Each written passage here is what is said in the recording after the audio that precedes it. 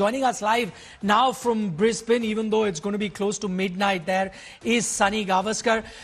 Sunil bhai, we spoke to you yesterday. You said that, the best that Indian team could hope for was a draw. Now things have gotten even worse. And I know that you're no expert in weather, but you're our only person on the ground. So help us out. Give us some ray of hope. What's expected for the next 2 days? Because that's all that an Indian fan can hope for at this moment.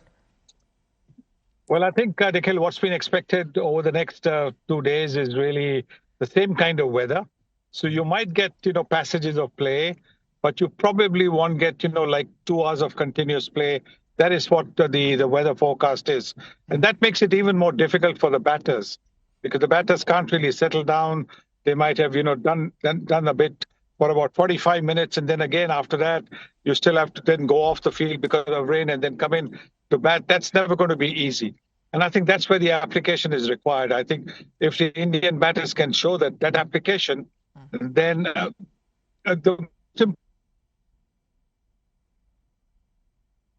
We seem to be having some trouble with Mr. Gavaskar's connection. We'll try and reconnect with that. But as he was saying that as far as the weather is concerned, there is going to be some showers for the next 2 days. Remember, there are only 2 days remaining in this test match. We'll try and get Mr. Gavaskar. Is he back with us? If he is, we'll try. And sorry, you were saying something. We lost your connection. No, what I'm saying is that, that the weather forecast for the next 2 days is the same as it was today. That there would be passages of play. So you probably won't get a 2-hour session like we got on day 2. We'll probably get a lot of interrupted, play, which makes it difficult for the batters, because the batters can, do their bit, concentrate hard and, stay unbeaten. And then they're going to go off the field again because of rain. And then again, you've got to restart your focus and concentration.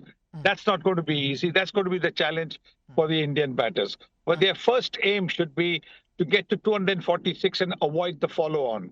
If they avoid the follow-on with the fact that the weather is going to be patchy, they give themselves a very good chance of saving the game and therefore going to Melbourne and Sydney 1-all.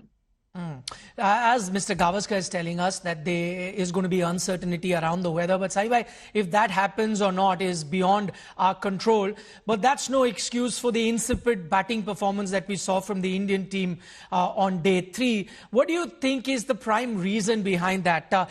Is it that intent word that we oftentimes hear from this Indian batting, which they've done rather well when you've played, test matches at home, but that same kind of intent and trying to get a lot of runs under your belt rather quickly, is that one of the major reasons why we are in the position that we are? Yes, I think so. I think you're absolutely right. I think the intent to score runs has always got to be there. That's what batting is all about. That batting is all about going out and scoring runs. But the intent also has to be to stay at the crease, because you stay at the crease, the runs will automatically come. And I think that's where the Indians failed. A couple of the shots that we saw today, in fact, 3 shots that we saw today were pretty forgettable shots. And so I think that the remaining batters have got to learn from what mistakes that the 3 dismissal that they've seen and try and make sure that they get to 246. Saibhai, I'm going to talk about, there have been 4 dismissals already, but of course the biggest one that is being spoken about here in India is the star of the show in Virat Kohli. Why his mode of dismissal is being discussed? Because, in 5 odd innings so far, 4 times he's been dismissed in similar fashion. Does it take you back to his troubles against ball outside the off stump, to that England tour of 2014? Yes, to an extent it does, because, that time he was a relative newcomer.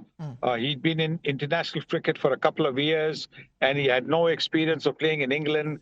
Jimmy Anderson was really making the ball swing and talk. So it was difficult for him to face up to Broad and Anderson. And so he was chasing deliveries outside the off stump. That's exactly what he did today. And I think that is one of the reasons why India finds itself in a position like this. Because really, if he had got a few runs, then India could well have been maybe about 70 or 80 for just 2 wickets and would be in a much happier position. If Sunny, if he needs any sort of inspiration, Virat Kohli, though we always know he's fired up whenever he's wearing the India colours. I was just looking at some numbers of Steve Smith. He also came into this game, without too much form. But till the time he got to his 50, he did not play a single scoring shot in the covers area. Did not get any runs there. After he went past his 50, he got runs from that cover area. And that's been the area. We know that Sachin Tendulkar famously did that too in the Sydney Test match in Australia. Do you think these are the things that he can look at to inspire himself, or at least curtail those shots outside the off stump? Yes, I think that's what he should be looking at. Look, you don't always learn from your former teammates. You learn from the opposition. That is something that Bumrah does so well. Bumrah, looks at the opposition bowlers, the new ball bowlers, and how they're using the new ball, how they're using the pitch, how they're using the conditions, and then tries to bowl accordingly. I think similarly, look, the first the three dismissal that Kohli has had before this, they were out to good deliveries. He was out to good deliveries. You can't find fault with anything that he did. But this one, here he changed the delivery way outside the off stump, almost on the 6th or 7th stump, which is, and even before that, when Stark bowled one across, angled one across him, he chased at that. So I think it is something where he's got to say to himself that, look, hang on a minute, I'm not going to be playing any cover drive. I'm not going to play any extra cover drive like Tendulkar did in 2007-8, where he did not play anything on the offside at all. All that he did was play straight and play towards onside. So maybe if Kohli can take a leaf out of Tendulkar's book, and Tendulkar has been somebody who he has admired greatly, then I think, it might be a chance for him to make sure that in the next 2 matches, he gets big runs again. A word on KL Rahul, Sunny. He's clearly looked head and shoulders above everyone else. What is it that KL Rahul is doing right, which the rest of the Indian batters aren't? He's very still. He's very still at the crease. It doesn't really, yes, there is a little trigger movement, but he's very, very still. His head is very upright, and that's the reason why he's able to judge where the off stump is and leave a lot of deliveries outside the off stump. And that's, I think, so essential. When the ball is hard and new, when the bowlers are on top, you need to give the bowlers that respect for the first half an hour, 45 minutes, because then the next 5 hours can be yours. Okay, finally, Saima, before we let you go, a word on Shubman Gill. I know that, this year has been rather good to him, but overall, most of those runs have come, in India.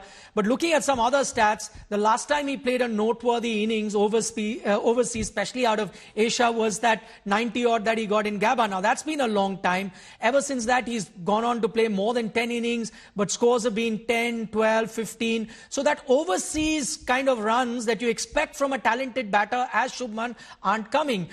Is it high time that, probably questions will be asked of him, especially in terms of his performance in overseas test matches? I don't think so, because he's one of our brightest stars.